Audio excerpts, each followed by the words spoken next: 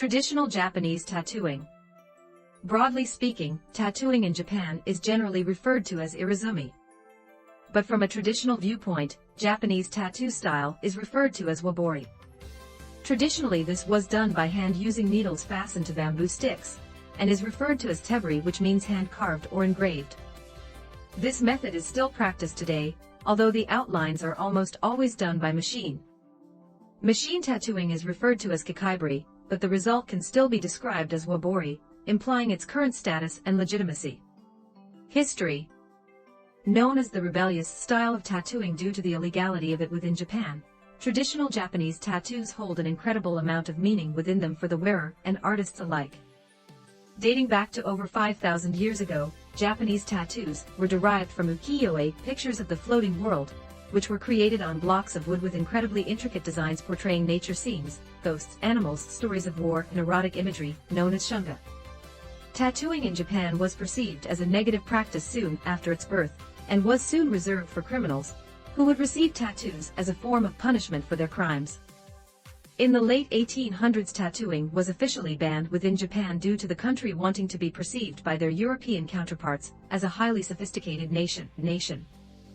Despite the governing body's best efforts, tattooing in Japan is still practiced in an underground manner, and has evolved internationally to one of the most prolific styles to date. Some of the legacies within the Japanese tattooing industry are horiyoshi 3, horimasa, horikashi, and horitada. The term hori means to carve, and is followed by the earned name of the artist given to them by their master. Composition. Traditionally, Japanese tattooing is characterized by a boldness and readability that leaves no ambiguity as to what is depicted in the tattoo. This is achieved through high contrast, strong line work, and a background that complements and contrasts the foreground. There is also a focus on dynamic positions and shapes that convey a sense of movement both in the portrayal of the subject as an illustration, as well as in the overall tattoo, as it is positioned on the body. Most often, the use of bold colors helps the foreground to stand out from the background, which is always black and gray. In a piece that is entirely black and gray, and there is no color in any part of the tattoo, there must still be a strong contrast created between the foreground and the background. This is done via the clever use of negative space, and leaving open skin to maintain the readability of the image. In either case, a decent amount of black must be present in the background to create the contrast, not only between foreground, but between the elements of the background itself.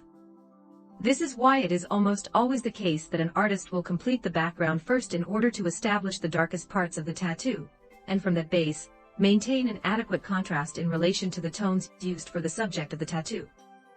There are also various famous battle scenes that have become common subjects in the tradition of Japanese tattooing.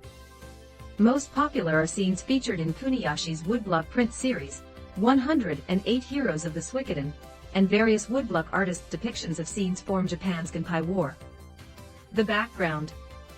For the background of the tattoo, one must consider the environment and season appropriate to the subject. The traditional background elements are wind bars, clouds, often referred to as bubble cloud, wind spirals, water, finger waves, and rocks. These should all be done solely in tones of black and gray, as this separates the foreground and background most effectively. Many subjects have traditional flower pairings, for example, a peony traditionally accompanies a shirshir. And many subjects and flowers are associated with a specific season or environment. This can make for correct and incorrect ways of putting the subject, accompaniment, and background together. And where the ultimate goal is to join tattooed sections of the body together into a whole, or bodysuit, it is important to keep these features consistent. For the client, all these elements can be chosen because of the story they tell and symbolism they carry, or simply because they appeal to the wearer on an aesthetic level. Many of the elements have specific meanings or stories, but many are more loosely symbolic, and some are simply visually appealing. At Lighthouse, our Japanese tattoo specialists love doing the classics, but we invite clients to explore the huge range of subjects available to them within the traditional Japanese tattoo genre. Subjects and symbols. The subject of the tattoo refers to the character or creature featured in the foreground of the tattoo. There is a huge range of subjects to choose from in the world of Japanese tattooing, but these are all most often referenced from woodblock prints of the ukiyo era in Japan. Many famous woodblock artists, such as Hokusai, Kuniyoshi, Kyosai, Kunisada, Kunichika, Yoshitoshi, Utamaro, and many more, are revered by Japanese tattooists as the originators of their imagery. Dragon, Ryu. Japanese dragons represent bravery, wisdom, and strength. The main difference between Chinese and Japanese dragons is the number of claws. Japanese dragons have 3 claws, and Chinese dragons have 5. Many people adorn themselves with a dragon to symbolize their strength and generosity doing good for mankind. Koi. Koi symbolize many things including strength, resilience, good luck, transformation, and power. It is believed that as massive schools of koi swam up the Yellow River in China, they would reach a waterfall known as the Dragon's Gate. For those koi who were strong and perseverant enough to leap to the top of the waterfall, the gods rewarded them by turning them into a beautiful dragon. Koi can be represented in many colors and are typically accompanied by maple leaves, lotus flowers, rocks, and water. Fu dog, Kamenu, Shurshur. The fu dog, Karashishi, is commonly referred to as Shurshur or guardian lions, as they are mythical lion-like creatures who are believed to have special protective powers by Chinese Buddhists.